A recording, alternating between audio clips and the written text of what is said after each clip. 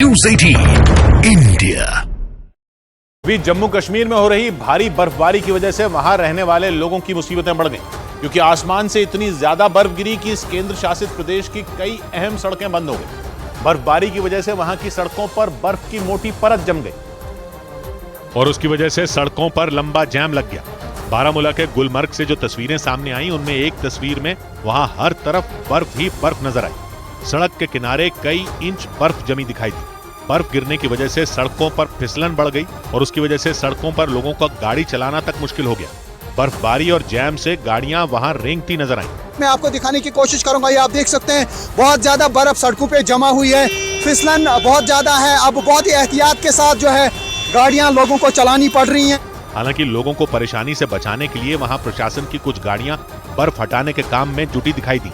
इसी तरह की एक दूसरी तस्वीर रामबन जिले से भी सामने आई। वहां भारी बर्फबारी की वजह से पूरा इलाका दूध की तरह सफेद नजर आया। आसमान से इतनी ज्यादा बर्फ गिरी कि मकान, होटल, पेड़ पौधे और कार की छतें बर्फ से ढक गईं। जबकि वहां से आई एक दूसरी तस्वीर में बारिश की वजह से पहाड़ों के मलबे ने जम्मू को श्रीनगर से जोड़ने वाले हाईवे पर कब्जा कर लिया और उसकी वजह से वहां भी गाड़ियों की लंबी कतार लग गई और कई जगहों पर तो जैम की वजह से हालात बिगड़ गए। यहां तक कि सचिन तेंदुलकर के परिवार को भी इस जैम से दो चार होना पड़ा।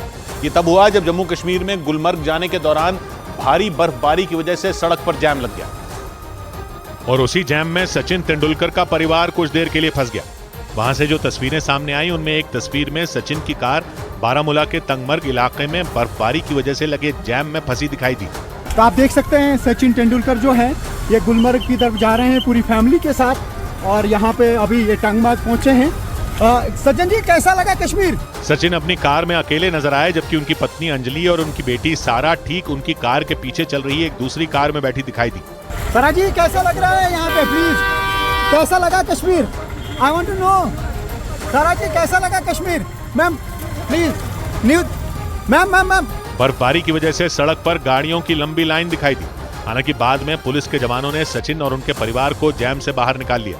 लेकिन लोगों की मुसीबतें यहीं खत्म होती नहीं दिख रही, क्योंकि मौसम विभाग ने 20 और 21 फरवरी के लिए पहाड़ी राज्यों में भारी बर्फबारी का अलर्ट जारी कर दिया। मतलब आने वाले 2 दिन जम्मू कश्मीर और दूसरे पहाड़ी राज्यों के लिए परेशानी भरे हो सकते हैं। जबकि पिछले कुछ दिनों से जम्मू कश्मीर में आसमान से बर्फ की शक्ल में आफत बरस रही है। सिर्फ बारामूला और रामबन नहीं, बल्कि कुपवाड़ा और उधमपुर समेत दूसरे कई जिलों में भी बर्फबारी ने लोगों का जीना मुहाल कर दिया। आसमान से इतनी ज्यादा बर्फ गिरी कि दूर दूर तक सिर्फ और सिर्फ बर्फ ही नजर आई। लेकिन जम्मू कश्मीर के लोगों के लिए परेशानी उस वक्त बढ़ गई जब मौसम विभाग ने वहां भारी बर्फबारी का अलर्ट जारी कर दिया। मौसम विभाग के अलर्ट के मुताबिक 20 और 21 फरवरी को जम्मू कश्मीर में भारी बर्फबारी और कुछ इलाकों में भारी बारिश भी हो सकती है। सिर्फ जम्मू कश्मीर ही नहीं, बल्कि हिमाचल प्रदेश और उत्तराखंड के भी ऊंचाई वाले इलाकों में मौसम विभाग ने बर्फबारी और बारिश का अनुमान जताया। इसी वजह से यह आशंका जताई जा रही है कि आने वाले कुछ दिन पहाड़ी राज्यों में रहने वालों के लिए मुसीबत बन सकते हैं। इसीलिए मौसम विभाग ने लोगों को अपने घरों से नहीं निकलने की अपील की। और सिर्फ पहाड़ी राज्यों में नहीं, बल्कि देश के मैदानी इलाकों के लिए भी मौसम विभाग ने अगले 2 दिन तक बारिश का अनुमान जताया। अलर्ट यह भी है कि बारिश की वजह से दिल्ली समेत कई राज्यों में तापमान में फिर गिरावट दर्ज की जा सकती है।